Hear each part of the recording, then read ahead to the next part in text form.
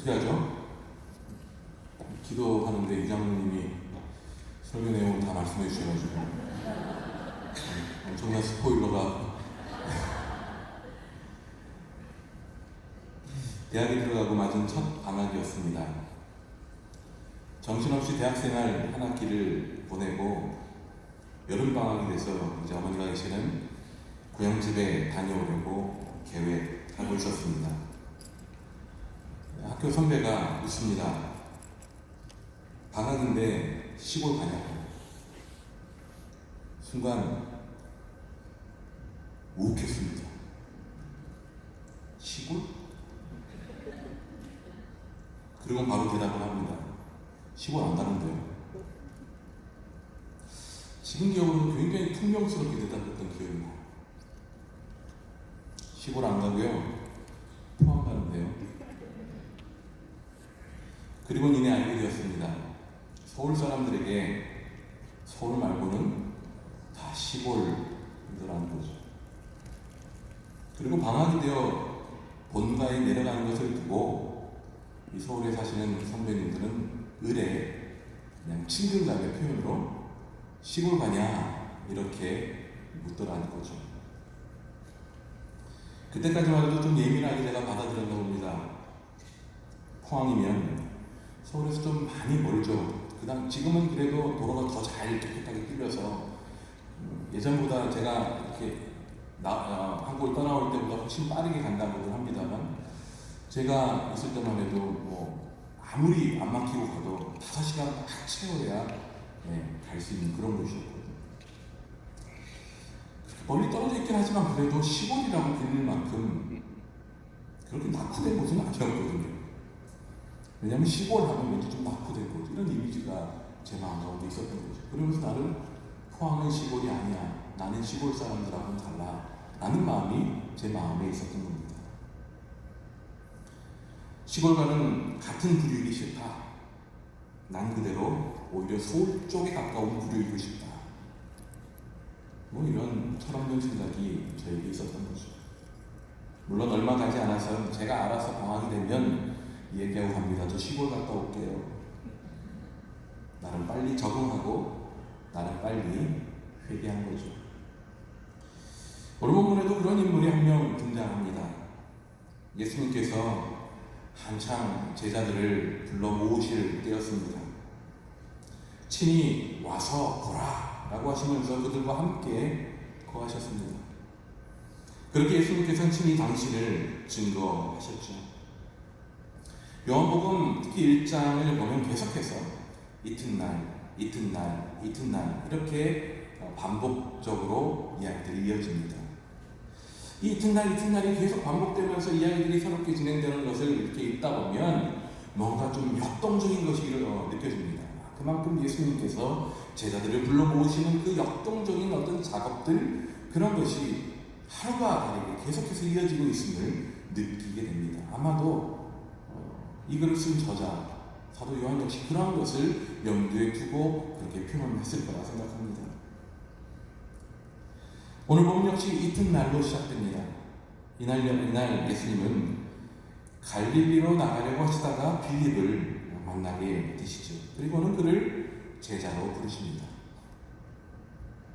중간 내용에 대한 언급이 생략되었으니 구체적으로 어떻게 예수님께서 빌립을 제자로 부르셨는지는 알 수 없습니다만, 분명한 한 가지는 예수님께서 친히 나를 따르라 라고 하셨고요, 빌립은 예수님을 따르게 되었다는 사실입니다.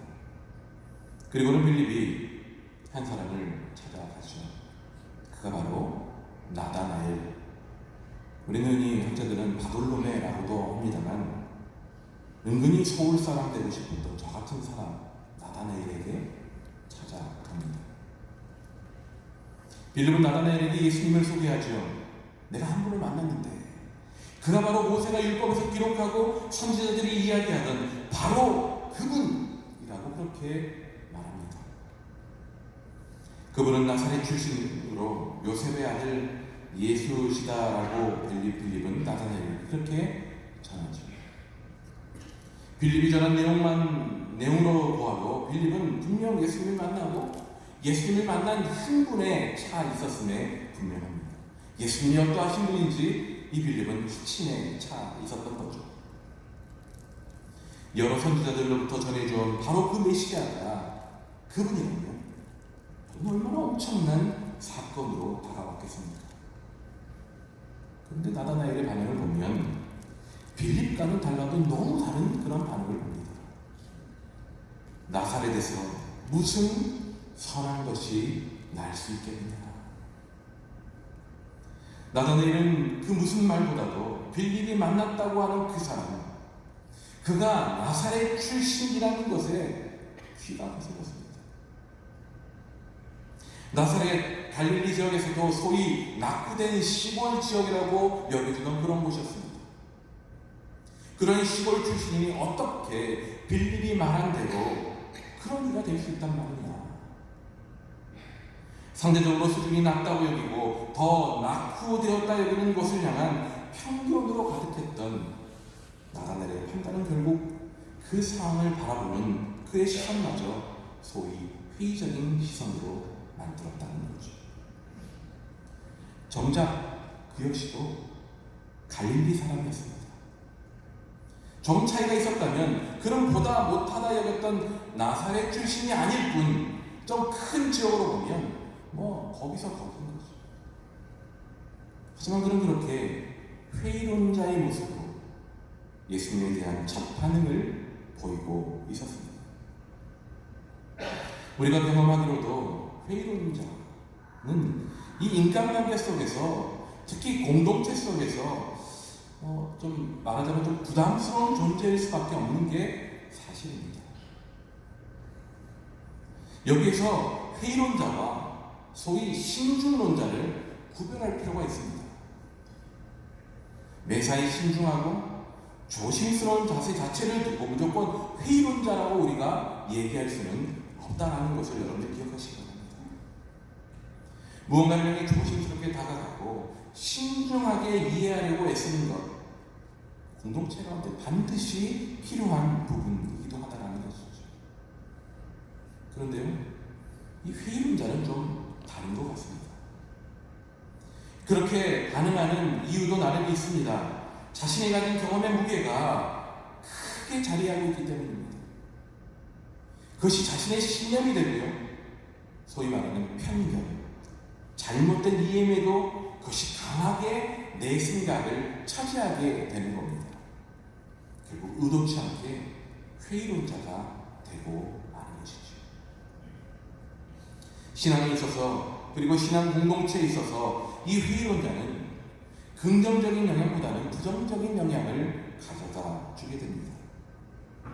보아야 될 것을 보지 못하고, 시도하고 노력해 보아야 될 것을 놓치고 외면하게 만든다는 거죠. 때로는 공동체의 힘을 좀 빠지게 만들기도 하고요, 때로는 불필요한 논쟁과 상처를 가져다 주기도 합니다. 하나님이 주신 마음을 가지고 새로운 열심과 목표를 가지고 그렇게 세워도 그 자체에 대해 불신하거나 비관적으로 생각하기 시작해요. 작은 경험과 기억까지 끄집어냅니다. 이거는 이래서 안 되고 저거는 저래서 안 된다라고 생각합니다. 결국 힘을 싣고 마음을 모으기보다는 시작부터 의도와 상관없이 힘이 빠지게 만든다는 거죠. 나다나엘도 그런 모습이 있었습니다. 물론 그 역시 나름의 이유와 기준이 있었겠지요. 나사렛은 시골이고 빌립이 전하는 것 같은 그러한 사람이 나오기에는 아무리 생각해도 아닌 것 같다는 거죠. 그런 이유, 그러한 기준이 빌립의 말에 회의적인 자세를 취할 수밖에 없게 만든 것입니다. 자신의 편견이 나사렛에서 무슨 선한 것이 날 수 있느냐라고 확고한 반응을 그렇게 만들어낸 겁니다. 보통 공동체 안에서 이런 목소리가 들리면 쉽게 공동체가 좀 위축되기 시작해요. 왜냐하면 이런 회의적인 반응은요, 생각보다 크게 들리고요, 생각보다 날카롭게 들리기 때문에. 하지만 오늘 본문을 보면 이러한 회의론자를 대하는 빌립의 자세는 좀 달라 보입니다. 쉽게 흔들리고 쉽게 이렇게 위축되기 쉬운데, 그런 회의적인 반응을 마주한 빌립의 반응은 좀 다르더라는 거예요. 나다나엘의 반응이 이렇게 말합니다. 와서 보시오. 와서 보시오. 나사렛 사람에 대한 선입견이 있더라도 일단 와서 보라는 것입니다. 어디로 와서 무엇을 보라는 것입니까? 예수님께로 와서 예수님을 보라는 것입니다. 자기가 전했던 그 내용이라고 얘기하는 그분 예수님을 일단 와서 보라는 것이죠. 너가 생각하는 아무런 선한 것이 나올 리 없는 나사렛 사람인지 와서 보라는 것입니다.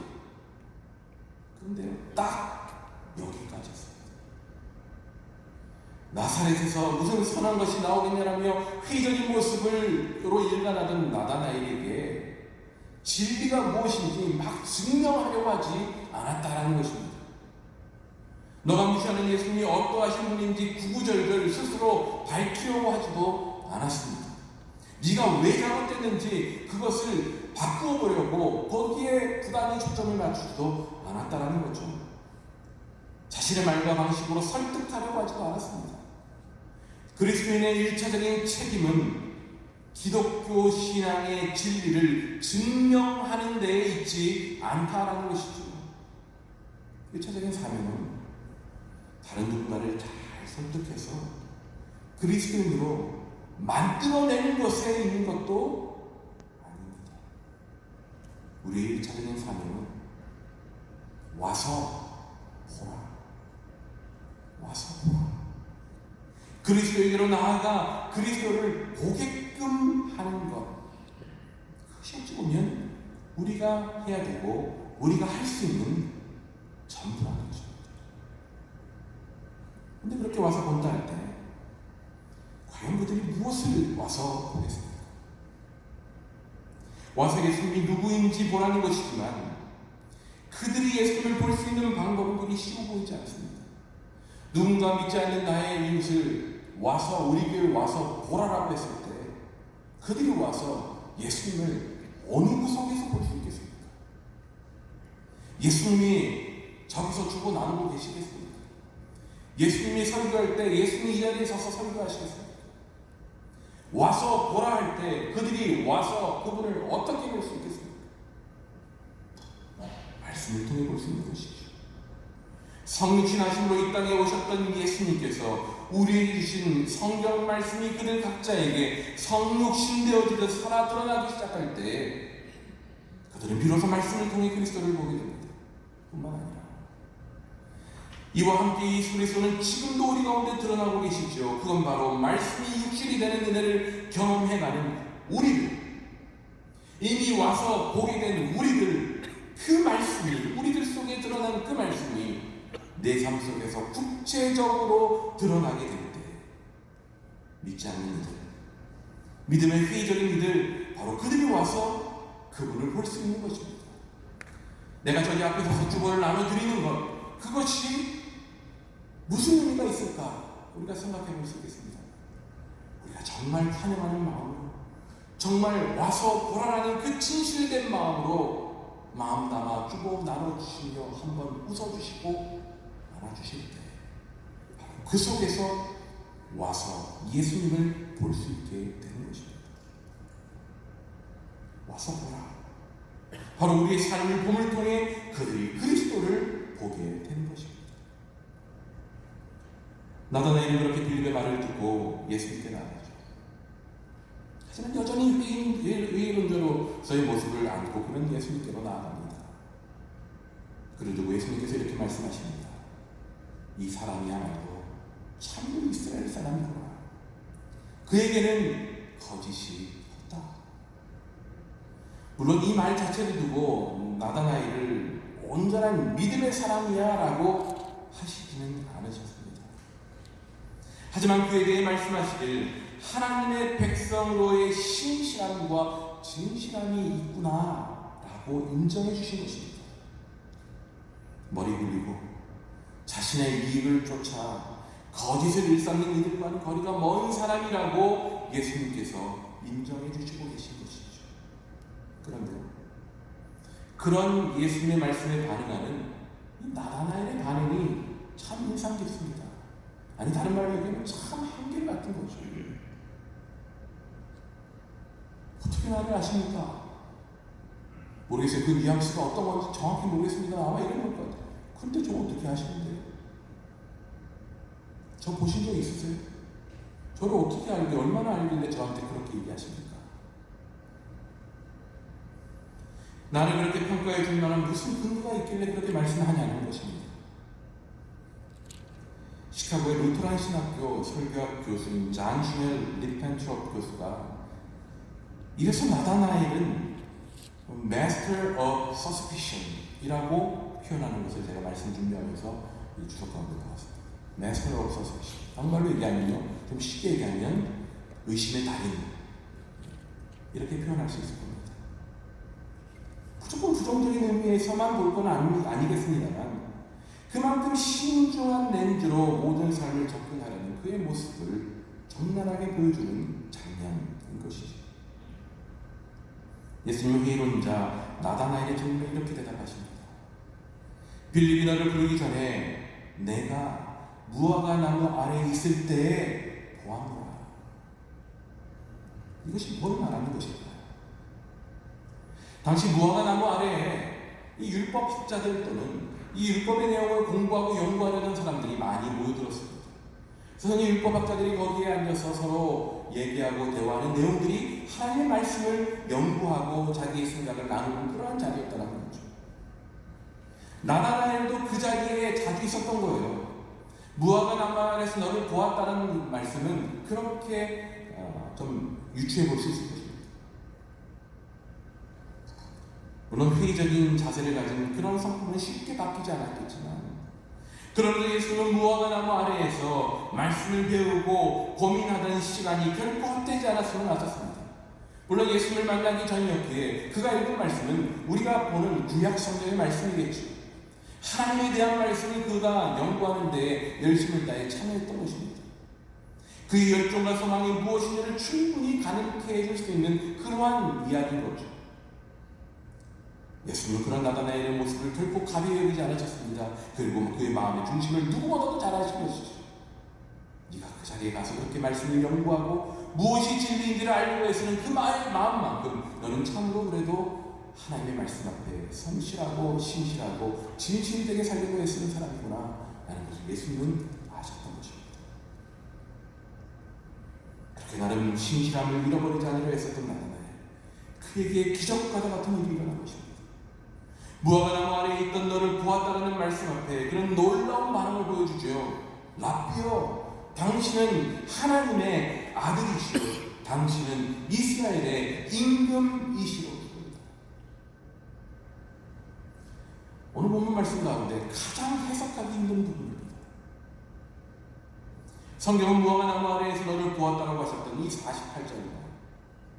예수님을 하나님의 아들이요 이스라엘의 왕이라고 그렇게 고백하는 이 49절 사이를 소위 신비의 영역으로 남겨놓으신 것입니다. 저는 그렇게밖에 해석할 수 없어요.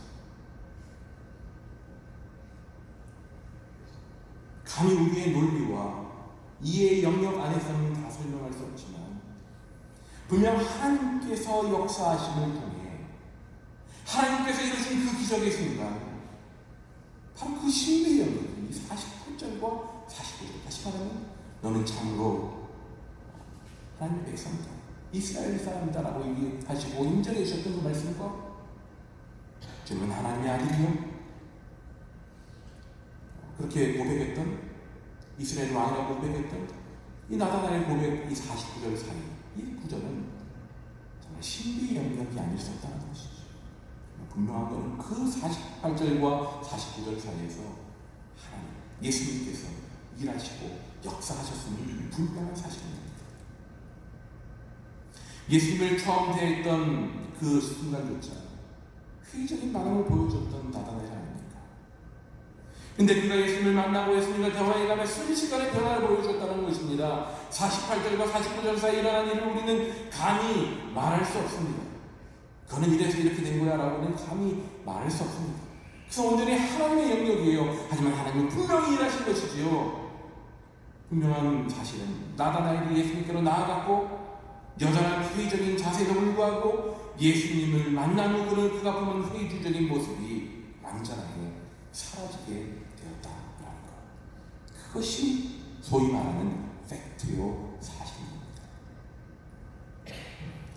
흑인 인권 운동가였던 마틴 루터 킹 주니어 목사님, 그의 책 Stride Toward Freedom이라는 책, 한국말로는 번역된 것을 제가 보니까 자유를 향한 대행진이라고 번역되었다고 나오더라고요.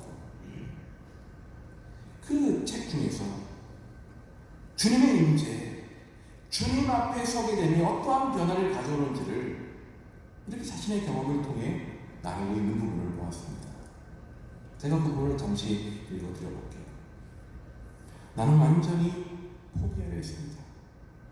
부엌 한켠에서 이제 어떻게 하면 걱정이라는 모습으로 비춰지지 않은 채 이 상황에서 벗어나올 수 있을까 고민하기 시작했습니다.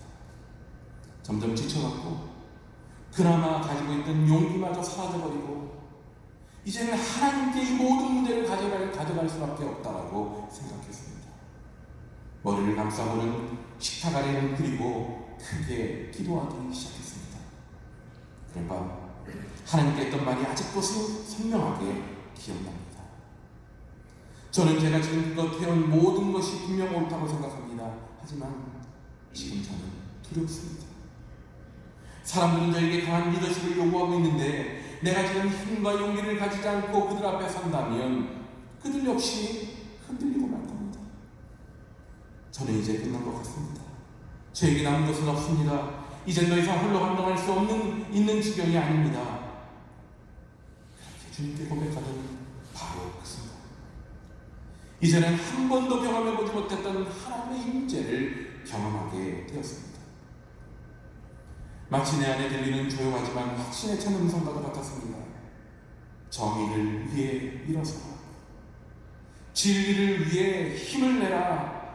하나님께서 영원히 내 편에 서 계실 것이다. 그러자 거의 즉시로 내 안에 두려움이 사라지기 시작했습니다. 불확실성이 사라졌습니다. 다시 무엇이든 마주할 용기가 살아나기 시작했습니다. 이건 다름 아니에요. 하나님의 임재의 경험입니다. 그저 신비한 순간이 아니라 하나님을 만난 것이죠. 이처럼 앞서 말씀드린 48절과 49절 사이에 벌어졌을 그 신비의 순간이 마치 이와 같은 일이 벌어졌던 순간이었을 거라는 거죠. 바로 그 순간에 나다나엘은 예수님을 이렇게 만난 것입니다. 예수님과의 그 신비한 만남을 통해 이제껏 나다나엘의 특징지어왔던 회의론적인 삶을 이겨낼 수 있게 되었습니다. 소위 그가 믿고 연구해온 하나님과 하나님 말씀, 그 또한 자신이 가지고 온 선입견과 판단 속에서 의미를 가질 뿐이었습니다. 예수님에 대해 듣고서도 그 예수님을 스스로가 판단하고 말았습니다. 예수님의 출신이 문제였습니다. 예수님이 자신을 안다 함에도 그의 반응은 의심에서부터 시작되었죠. 도대체 나를 왜 어떻게 아느냐고. 하지만 그가 예수님께로 나아갔고 여전히 회의적인 마음이 있었지만 예수님이 그를 진정으로 만나주시고 깨닫게 하시는 그 48절과 49절 중간 48.5절을 그 자리에서 만나주시는 통해 그하여금 예수님을 향한 눈을 뜨게 했고 그는 더 이상 회의주의적인 삶을 버릴 수 있는 역사적인 계기가 되었다는 것입니다. 50절에서 이렇게 말씀하죠. 예수께서 대답하여 이르시되 내가 너를 무화과 나무 아래에서 보았다 함으로 믿느냐 이보다 더 큰 일을 보리라. 나다나엘의 믿음을 예수님은 이렇게 인정해 주셨습니다. 회의주의자라는 평가를 받을 수밖에 없던 그를 예수님께서 만나주시고 인간의 능력으로 이룰 수 없는 믿음을 심어주시고 이제 믿음으로 예수님께 반응할 수 있게 하셨습니다. 이 모든 것이 예수님께로 와서 예수님을 만남을 통해 그리고 예수님께서 당신을 드러내 주심을 통해 이루어지게 된 것입니다. 우리는 예수님을 만나야 합니다. 그래서 예수님을 만나야 되는 것입니다. 예수님을 만남으로 인해 저마다 내면 속에 있는 의심과 회의적인 신앙의 양태가 고쳐지고 진정한 믿음을 풀 수 있게 되는 것입니다. 저마다 다양한 방법을 통해 예수님을 만나시게 될 것입니다. 나다나엘이 이런 방식으로 예수님을 만나게 될 거라고 누가 상상했겠습니까? 빌립처럼 우리는 예수님을 만나지 못해 여전히 회의론의 굴레에 빠져있는 이들에게 와서 보라 라고 전할 수 있어야 됩니다. 설득하고 변화시키는 건 내가 아니라 그들의 인정을 예수님께 와서 친히 자신을 드러내시는 예수님을 만나게 된다면 그리고 옆에서 함께 그 일에 참여하며 우리를 통해 역사하시는 하나님을 드러내기 시작할 때 그 변화는 일어나게 되는 것입니다. 예수님이 드러나 보이게 된다면 인간은 반드시 변할 수밖에 없는 것입니다. 더불어 내 안에 여전히 자리하는 회의론자와 같은 모습, 부정적인 자세를 이겨내야 됩니다. 잘 안 될 것 같고 이건 아닌 것 같다는 생각이 들어도 이건 하나님이 못하실 거야. 여기까지는 안 되겠지. 내가 여러 사람들 봤는데 이것까지는 안 될 거야 라고 익숙해온 우리들, 그 생각 속에 갇힌 채 하나님의 일하심을 기대하지도 못하고 부정적인 시각에 빠진 채 하나님마저 내가 판단해버리고 마는 그러한 신앙을 우리의 신앙을 가져오고 만다면 그것은 결코 하나님의 일하심을 있는 그대로 깨닫지도 경험하지도 못할 것입니다. 우리가 나에게 익숙한 대로 신앙 방식대로 머물러 있지 않고 하나님께 반응하고 응답하는 삶으로 지금보다 더 적극적으로 하나님을 만나는 자리로 나아가며 깨어 있을 수 있다면 분명 하나님 앞에 설 수 있을 것이고 이제껏 보지 못한 하나님을 만나게 될 수 있을 것입니다.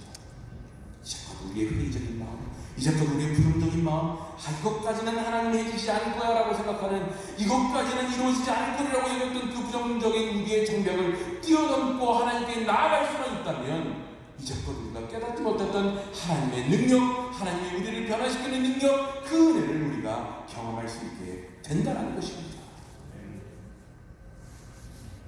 예수님께서 오늘 보면 마지막 절에서 약속하시듯 진실로 너희에게 이르노니 하늘이 열리고 하나님의 사자들이 인자 위에 오르락내리락 하는 것을 보리라.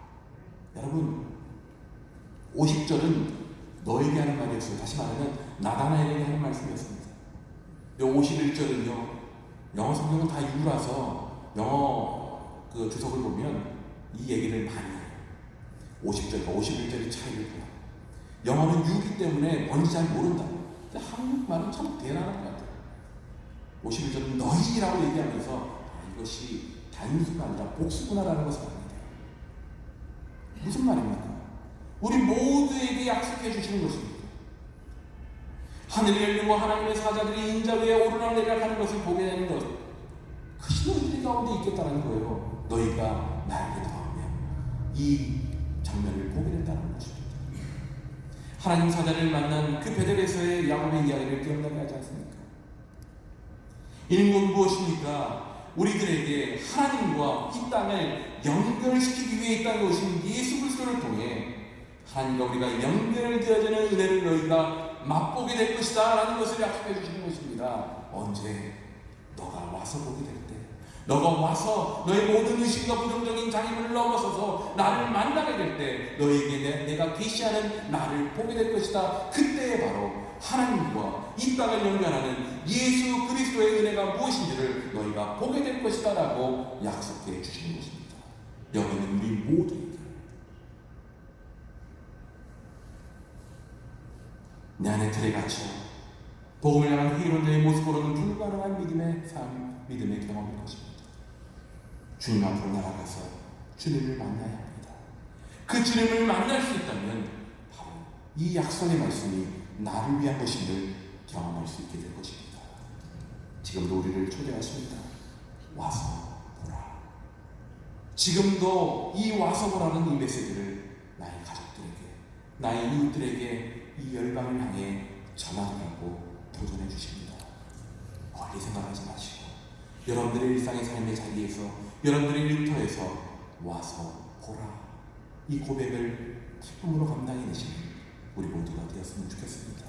그러할 때 우리 가운데 하늘과 이 땅을 연결하는 예수 그리스도의 그 크신 은혜를 맛보게 되는 영광이 우리에게 있을 것입니다.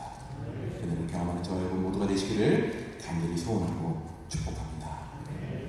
우리 함께 좀 기도하시겠습니다.